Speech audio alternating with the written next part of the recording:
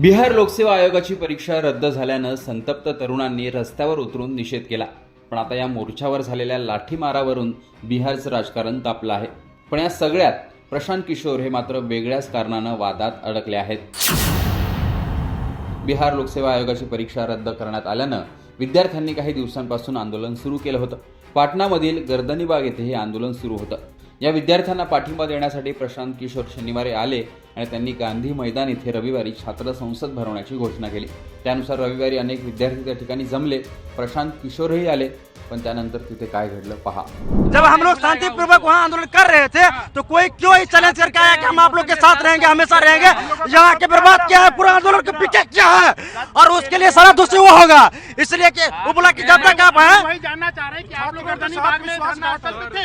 बिल्कुल यहाँ ना आते ना आपको पिटाई नहीं पिटाई होता, न हमारा आंदोलन इस तरह से चित्र बितर होता। आज जो डिस्ट्रीब्यूट हुआ है सिर्फ और सिर्फ उसके वजह से हुआ है। अगर आया भी तो साथ अंतिम टाइम तक क्यों नहीं रहा, क्यों अलग होकर चले गया, बताइए। कौन नेता था वो पीके था, दलाल था, बीजेपी का दलाल था वो। प्रशांत किशोर थे। वो हम लोग को बोल दिया कि हम लोग हमेशा आप लोग जब रहिए, जब बोलिए साथ रहेंगे, खड़ा रहेंगे। और हम लोग को सपोर्ट करके इमोशनली ब्लैकमेल करके यहाँ सबको इकट्ठा करवा के और हम लोग को लाठी खाने के लिए छोड़ के यहाँ से भागा। उनको अंतिम लास्ट में हम रोकने का प्रयास किया तो बोलते हैं कि तुमको ज्यादा खून गर्म हो गया है, जाओ यहाँ से। हमको समझ में आ गया कि ये गड़बड़ हो रहा है, वो चल गए हम लोग बना के सर। प्रशांत किशोर या ठिकाणाहून गायब झाल्याचा आरोप तिथल्या पोलिसांनी केलाय. लाठी चार्ज नहीं हुआ, बार बार अनुरोध किया गया कि आप जो है यहाँ से हट जाइए। बिना किसी डिमांड के, बिना ही अपने प्रतिनिधियों को हमारे समक्ष उनके द्वारा रखा गया। आपके द्वारा भी उस चीज को कवर किया गया। हम स्वयं जो है माइकिंग कर रहे थे।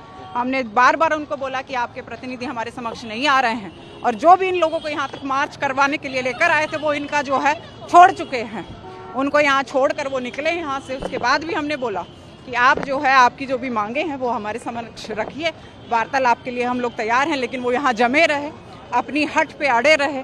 बार बार अनुरोध करने के बाद भी धक्का मुक्की जो है अभ्यर्थियों द्वारा या जो भी उसमें लोग थे उनके द्वारा की गई, प्रशासन के साथ, हम लोगों के साथ, स्वयं हमारे साथ जो है धक्का मुक्की की गई। फिर भी हम लोग जो है अभ्यर्थियों के साथ खड़े थे, उनको समझा रहे थे। आखिरी में जो है मजबूर होकर हम लोगों के द्वारा वाटर कैनन का यूज किया गया। उसमें भी हमने स्वयं बीच में आकर जो है लोगों को उठाया गया, परंतु वो लोग जो है नहीं हटे। अब जो है हम इसको खाली करवा रहे हैं। या सर्व आरोपांवर प्रशांत किशोर यांनी स्पष्टीकरण दिलं आहे. आपने खुद देखा, सारे छात्र वहां जमा हुए, कोई गलती किसी ने नहीं की, कोई हल्ला हंगामा नहीं हुआ। छात्रों ने आपस में बातचीत करी, कोई तोड़फोड़ नहीं हुई। छात्रों ने अपने आगे का नेतृत्व का चयन किया। फिर वहां से हम लोगों ने तय किया कि सरकार को अपनी मांगों को देने के लिए हम लोग जाकर उनको ये ज्ञापन देंगे। चलने से पहले दो निर्णय हुए सर्वसम्मति से। पहला निर्णय ये था कि हम लोग कोई भी ऐसी गतिविधि नहीं करेंगे जिसको सरकार इल्लीगल कह सके। तो हम लोग पैदल चलेंगे, कोई तोड़फोड़, कोई हल्ला हंगामा नहीं होगा।